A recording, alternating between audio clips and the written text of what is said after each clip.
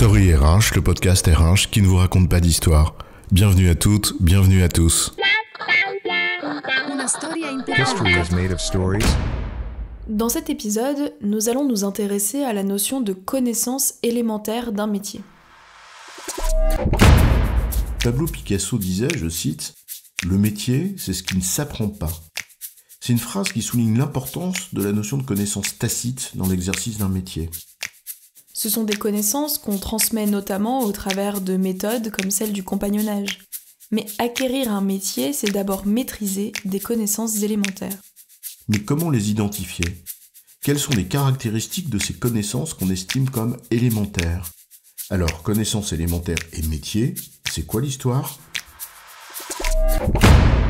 Élémentaire, mon cher Watson. On connaît toutes et tous la célèbre réplique de Sherlock Holmes. Une réplique qui renvoie inconsciemment à l'idée que la réponse était simple à trouver. Or, élémentaire, ça veut pas dire simple. Ça renvoie en vérité aux éléments de base. C'est plus une idée d'éléments de base, des éléments fondamentaux, qui ne sont donc pas nécessairement simples. En effet, élémentaire au sens de simple ou rudimentaire, ce n'est pas élémentaire au sens des éléments qui constituent le socle de quelque chose. Or, c'est de cela dont il s'agit dans l'acquisition d'un métier. La brique élémentaire d'un système.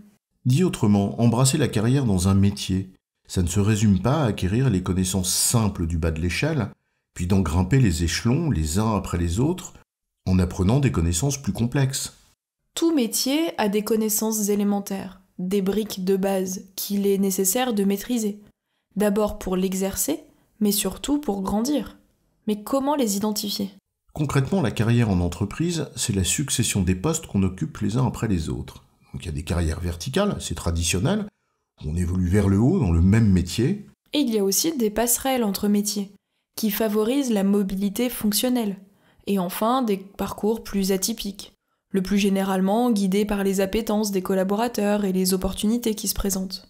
Changer de poste en poste repose néanmoins le plus souvent, classiquement du moins, sur ta maîtrise, si ce n'est parfaite, du moins raisonnablement possible, des compétences métiers requises pour les exercer.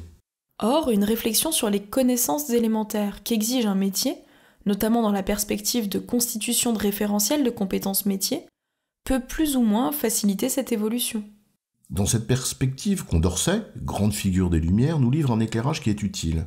Les connaissances élémentaires doivent en effet répondre à deux principes épistémologiques fondamentaux. D'abord, un principe d'autonomie. Disposer du socle de connaissances permettant à chacun d'être intellectuellement autonome. Dans son rapport sur l'instruction publique, en 1792, Condorcet le décrit comme, je cite, « ce qui est nécessaire à chaque individu pour se conduire lui-même et jouir de la plénitude de ses droits ». Il en va de même au regard d'un métier.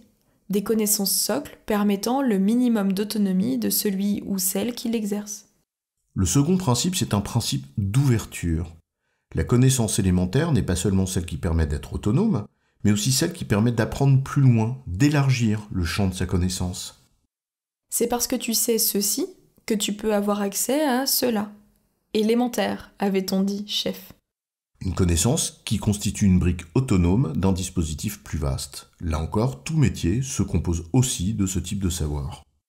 Or, l'entreprise contemporaine, dans une démarche d'optimisation des ressources, pense souvent ces dispositifs selon une logique utilitariste. On forme à ce qui est utile, on apprend ce qui est utile. Or, élémentaire ou fondamental, au sens où on vient de l'évoquer, et utile, c'est pas pareil, loin s'en faut. Le premier s'inscrit dans la perspective d'un devenir, quand le second relève d'une fonction. Ces deux principes, autonomie et ouverture, devraient éclairer des politiques de développement RH. Peut-être parfois trop centrées sur des compétences pratiques et des formations utilitaires, dont l'enjeu est plus de ressortir avec la maîtrise d'un outil ou d'une technique de plus. Plutôt que d'aiguiser la lame d'un couteau et élargir ta compréhension de la cuisine. Bref, en un mot, développer ce qu'on pourrait appeler l'intelligence métier, celle qui forge l'autonomie d'un praticien.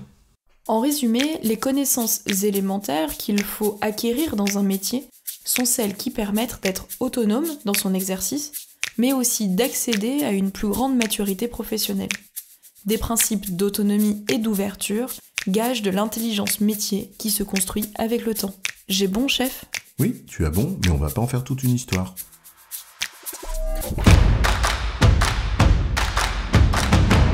Story RH, le podcast RH qui ne vous raconte pas d'histoire. Retrouvez tous les épisodes sur storyrh.fr.